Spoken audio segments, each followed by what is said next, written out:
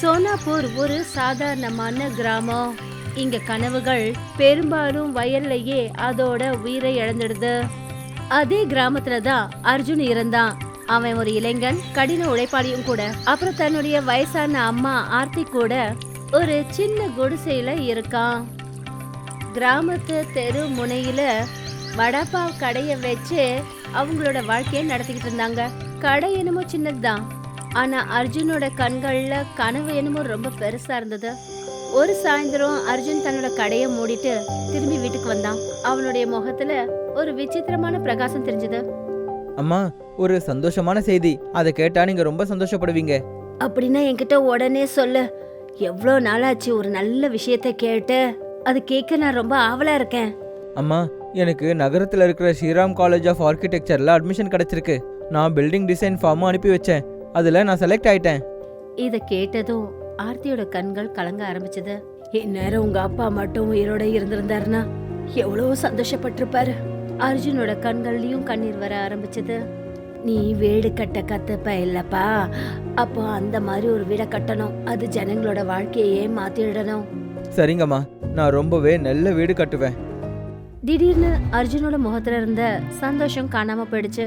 என்னாச்சுப்பா கண்ணா, நீ ஏன் திடீர்னு சோகமாயிட்ட? அம்மா, எனக்கு செலக்ட் ஆனது சந்தோஷம்தான். ஆனா கூடவே காலேஜ் ஃபீஸை பத்தி கவலையாவும் இருக்கு. கண்ணா, அத பத்தி நீ ஏன்பா கவலைப்படுற?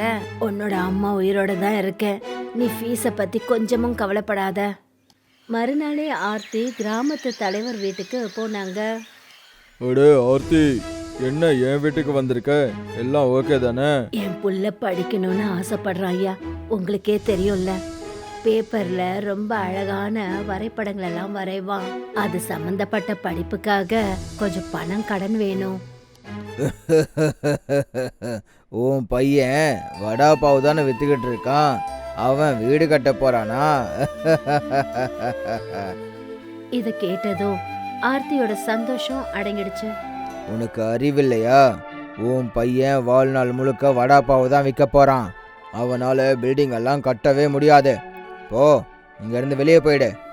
வேணும்னா என் வீட்டு பத்திரங்களை கூட அடமானம் வச்சுக்கோங்க. அதுக்கு பதிலா கடனா கொஞ்சம் பணம் கொடுங்க. அதை வச்சு என் பிள்ளையோட காலேஜ் ஃபீஸை நான் கட்டுவேங்க ஐயா. ஜமீன்தாரோட முகத்தை வெடுப்பா வச்சுக்கிட்டு என்ன சொன்னார்னா, பரவாயில்ல விடு. உன்னோட வீடும் உன் கையை விட்டு போயிடும். என்னோட பையன் நகரத்தில் படிச்சிட்டு இருக்கான். கொஞ்சம் வருஷம் கழிச்சு அவன் ஒரு ஃபேமஸான பில்டராக திரும்ப வருவான். அப்போ நான் இந்த கிராமத்தில் ஒரு பெரிய ஹோட்டல் திறப்பேன். அப்புறம் அந்த ஹோட்டல்ல உன்னோட பையன் வடா பாவு விற்பான். ஜமீன்தார் பயங்கரமா சிரிக்க ஆரம்பிச்சாரு. ஆர்த்தி ரொம்ப அவமானத்தோட வீட்டுக்கு திரும்பி வந்தாங்க. அப்புறம் எல்லா விஷயத்தையும் அர்ஜுன் கிட்ட சொன்னாங்க. அந்த ஜமீன்தார் கடன் கொடுக்கலப்பா, அதுக்காக நான் வருத்தப்படல. ஆனா அந்த மனுஷன் என்ன அவமானப்படுத்தினாரு பாரு, அதை என்னால என்னைக்கும் மறக்க முடியாதுப்பா. அர்ஜுனோட கண்ணுல கண்ணீர் இருந்தது. ஆனா அவனோட கையும் வெடுப்பா மாறுச்சு. அம்மா, நீங்க கவலைப்படாதீங்க. ஜமீன்தார் சொன்னதை கண்டிப்பா நான் தப்புன்னு நிரூபிப்பேன். மறுநாள் அர்ஜுனோட ஃப்ரெண்டு மீரா அவனை பார்க்க வந்தா. அவ கிராமத்து பொண்ணு தான், ஆனா ரொம்பவே புத்திசாலியானவளும் கூட. நீ எதுக்கு இவ்வளவு கோவமா இருக்க? மீரா கொஞ்ச நேரம் யோசிச்சுட்டே இருந்தா. அப்புறம் அவ கண்ணுல ஒரு ஒளி தெரிஞ்சது. நீ வடப்பாவு தானே செய்யற? ஆமா. உன்னால வடப்பாவுல வீடு பண்ண முடியுமா? நீ இப்போ என்ன சொல்ல வர? நான் சொல்ல வர்றது என்னன்னா, அந்த மாதிரி ஏதாவது ஒன்று செய். அதை பார்த்த காலேஜே உன்னை கூப்பிடணும். வேலை உன்னை தேடிக்கிட்டு உன் பின்னாடி வரணும். அர்ஜுன் அமைதியா இருந்தான். அன்னைக்கு ராத்திரி அவனால ரொம்ப நேரம் தூங்கவே முடியல. அவனோட மனசுல முதல் முறையா ஒரு வினோதமான கனவு உருவாச்சு. அர்ஜுன் ராத்திரி பகல்னு ஏதாவது புதுசா செய்யணுங்கிற யோசனையிலே மூழ்கிருந்தான். ஒரு நாள் அவனுடைய வடப்பாவ வண்டி கடையை தள்ளிக்கிட்டே கிராமத்தை விட்டு கொஞ்சம் தூரம் ஒரு பழைய மரத்துக்கடியில போய் உட்கார்ந்தான். அவனோட மனசு பாரமா இருந்தது. அப்புறம் அவனோட கண்கள்ல கவலை தெளிவா தெரிஞ்சது. ஐயோ கடவுளே, இப்போ நான் என்ன பண்றது? என்னால் அந்த காலேஜ் ஃபீஸை கட்ட முடியலன்னா என்னால் இதுக்கு மேலே படிக்க முடியாதே. என்னோட கனவையும் நிறைவேற்ற முடியாமல் போயிடும். அப்புறம் ஜமீன்தார் என்னை கிண்டல் பண்ணுறதுக்கு அவருக்கு இன்னொரு வாய்ப்பு கிடைச்ச மாதிரி ஆயிடும். அப்பதான் அங்க ஒரு ஏழை வந்தாரு. எனக்கு ரொம்ப பசிக்குதுப்பா, சாப்பிட ஏதாவது கூட. ஆனா என்கிட்ட காசு இல்லை. அர்ஜுன் எதை பத்தியும் யோசிக்காம கடையில இருந்து வடாப்பாவை எடுத்து அவர் கையில கொடுத்தான். அந்த ஏழை மனுஷன் வடைப்பாவ் சாப்பிட்டாரு. அப்புறம் அவருடைய முகம் மலர்ந்துச்சு. நீ வடை பாவு ரொம்ப சுவையா செஞ்சிருக்க, சின்ன பையனாவும் இருக்க, நீ ரொம்ப நல்லாவும் வியாபாரம் பண்ற. இருந்தாலும் ஏன்பா சோகமா இருக்க? அர்ஜுன் கண் கலங்க ஆரம்பிச்சான். அவன் சைகையிலேயே தன்னுடைய மொத்த கதையும் அவர்கிட்ட சொன்னான். நீ எப்போவாவது வடாபாவு கிராமத்துக்கு போயிருக்கியா? வடாபாவு கிராமமா? நீங்க என்ன சொல்றீங்க? நீங்க என்ன சொல்றீங்கன்னு எனக்கு எதுவும் புரிய மாட்டேங்குது. அந்த ஏழையோட கண்கள்ல திடீர்னு ஒரு வெளிச்சம் தெரிஞ்சது. இங்க பாரு, நான் ஒன்றும் சாதாரண பிச்சைக்காரன் கிடையாது. நான் இப்போ ஒரு பிச்சைக்காரன் வேஷத்துல தான் இருக்கேன். உன்னோட கண்கள்ல இருக்கிற உண்மை என்னை ரொம்பவே ஆச்சரியப்பட வச்சிடுச்சு. நீ உண்மையான மனசோட எனக்கு வடாபாவை கொடுத்துருக்க. அதனால நான் உனக்கு அப்படி ஒரு விஷயத்த காட்டணும்னு நினைக்கிறேன். அதை பார்த்தாலே நீ ஆச்சரியப்படுவ. நீ இப்போவே இந்த வழிக்குள்ள போய் பாருப்பா. இப்படி சொன்னதும் அந்த மனிதரோட கண்கள்ல இருந்து வண்ணமயமான கதிர் ஒளி வெளியே வந்தது. கொஞ்ச நேரத்துல அந்த மரத்தோட தண்டுல ஒரு சின்னதா மின்னுற வாசல் திறந்தது. சரி, நீங்க யாருன்னு சொல்லுங்க. கொஞ்ச நேரத்துல அது உனக்கே தெரிய வரும்பா. அந்த வயசானவர் அர்ஜுனோட கையை பிடிச்சாரு. அந்த வாசல் வழியா அர்ஜுனை உள்ள கூட்டிட்டு போனாரு. அடுத்த நிமிஷமே அர்ஜுன் ரொம்ப ஒரு அழகான ஒரு வினோதமான கிராமத்துல நின்னான். அந்த ஏழை பிச்சைக்காரன் இப்ப அழகான இளைஞனா மாறிட்டான். என்ன இது? வெளியே நீங்க பிச்சைக்கார மாதிரி இருந்தீங்க, ஆனா இங்க வந்ததுக்கு அப்புறம் ஒரு சின்ன பையன் ஆயிட்டீங்க. நாங்க உங்க உலகத்துல பிச்சைக்காரன் இல்ல ஏதாவது வேற உருவத்துல தான் வாழ்ந்துகிட்டு இருப்போம். உன்னோட வடாபாவ் எனக்கு என் உலகத்துல கிடைச்ச மாதிரி இருந்துச்சு. உன்னோட கஷ்டத்தை பார்த்ததுக்கு அப்புறம் உன்னால கண்டிப்பா வித்தியாசமா ஏதாவது பண்ண முடியும்னு தோணுச்சு. சரி, இந்த கிராமம் அந்த மரத்துக்குள்ளதான் இருக்கா? ஆமா, இது ஒரு மாயாவி கிராமம். அது அந்த மரத்துக்குள்ளதான் வாழ்ந்துகிட்டு இருக்கு. அந்த மாயாவி இளைஞன் அர்ஜுனை அந்த கிராமத்துக்குள்ள கூட்டிட்டு போனாரு. அர்ஜுன் பார்த்தான். அந்த இடத்துல வடாபாவ் வீடுகள் இருந்தது. சுவரெல்லாம் தங்க நிறத்துல வடாபாவ் மாதிரி ரவுண்டா இருந்தது. கூரைகள் எப்படி இருந்ததுன்னா ஏதோ மேல மென்மையான பாவு வச்சிருந்த மாதிரி இருந்தது. கதவுகள்லாம் வடாபாவ் ரூபத்துல இருந்தது. அப்புறம் ஜன்னல்கள் சட்னி அப்புறம் வடை போன்ற உருவத்துல இருந்தது.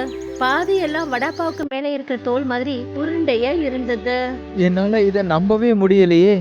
உனக்கு நான் இங்க வடாப்பாவ் வீடு எப்படி செய்யறதுன்னு சொல்லி கொடுக்க போறேன். மாயாவி இளைஞன் அர்ஜுனுக்கு கத்து கொடுக்க ஆரம்பிச்சாரு.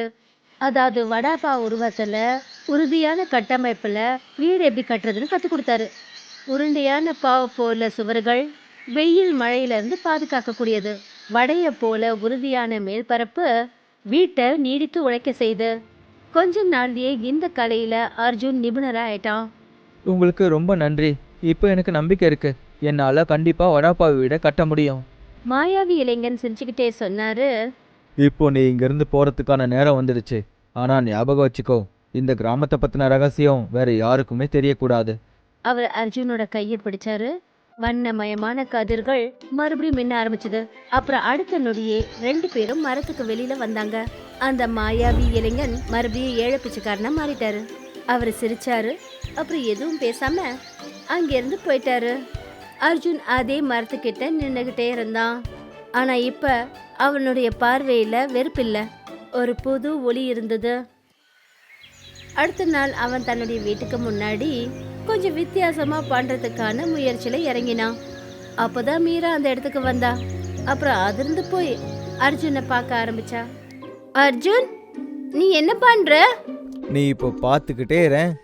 அர்ஜுன் மெல்ல மெல்ல வடாபாவ் வீடு பண்றதுக்கு ரெடி ஆயிட்டான். கொஞ்ச நேரத்துல அங்க ஒரு வினோதமான வீடு இருந்தது. வீடு அப்படியே வடாபாவ் மாதிரியே இருந்தது. உருண்டை வடிவத்துல, மேல தங்க நிறம், அப்புறம் நடுவுல உருளைக்கிழங்க போல உப்புன வடிவமைப்பு. மேற்கூரை அந்த மாதிரி டிசைன் பண்ணப்பட்டிருந்தது. அதாவது மழை தண்ணி அப்படியே வழுக்கிக்கிட்டு தரையில கொட்டும். சுவர்கள் 2 விதமா, வெயில் காலத்துல குளிர்ச்சியாவும் குளிர்காலத்துல சூடாவும் இருக்கும். வீட்டுக்குள்ள இருக்கிற ஹால் அந்த மாதிரி இருந்தது. அதாவது பாவுக்குள்ள மசாலா இருக்கா மாதிரி. உருண்டை வடிவத்துல அறைகள், இயற்கையான வெளிச்சம் முழுமையா இருந்தது. அப்புறம் காற்றோட வரவு எப்படி இருந்ததுன்னா அங்க ஃபேனுக்கான அவசியமே கிடையாது. மீரா இதெல்லாம் பார்த்து அதிர்ச்சியானா. அர்ஜுன், நான் உன்கிட்ட சும்மா தான் சொன்னேன். ஆனா நீ நிஜமாவே வடாபாவ் வீட செஞ்சு தயார் பண்ணிட்ட. அது சரி, நீ இதை எங்கேருந்து கத்துக்கிட்ட? இது ஒரு ரகசியம். இதை என்னால் யாருக்கிட்டையும் சொல்ல முடியாது. அப்ப சரி, இந்த ரகசியத்தை பத்தி நான் என்னைக்கும் உன்கிட்ட கேட்கவே மாட்டேன். மீரா அந்த வீட்டை போட்டோ எடுத்துக்கிட்டா. அப்புறம் ஃபேஸ்புக்ல போட்டா. மெல்ல மெல்ல வடாப்பாவ் வீடு வைரல் ஆக ஆரம்பிச்சிடுச்சு.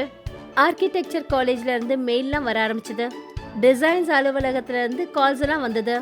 வேலைக்கான ஆஃபர்ஸும் கிடைக்க ஆரம்பிச்சது. சில மாசங்களுக்கு அப்புறம் ஜமீன்தார் அவங்க வீட்டு வாசல்ல போய் நின்னுட்டு இருந்தாரு. நான் பெரிய தப்பு பண்ணிட்டேன்.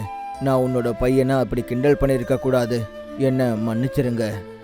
ஜமீன்தார் ஆர்த்தி கிட்டயும் அர்ஜுன் கிட்டயும் மன்னிப்பு கேட்டாரு. எண்ணங்கள் பெருசா இருந்தா மனிதர்கள் எதை வேணும்னாலும் சாதிக்கலாம்.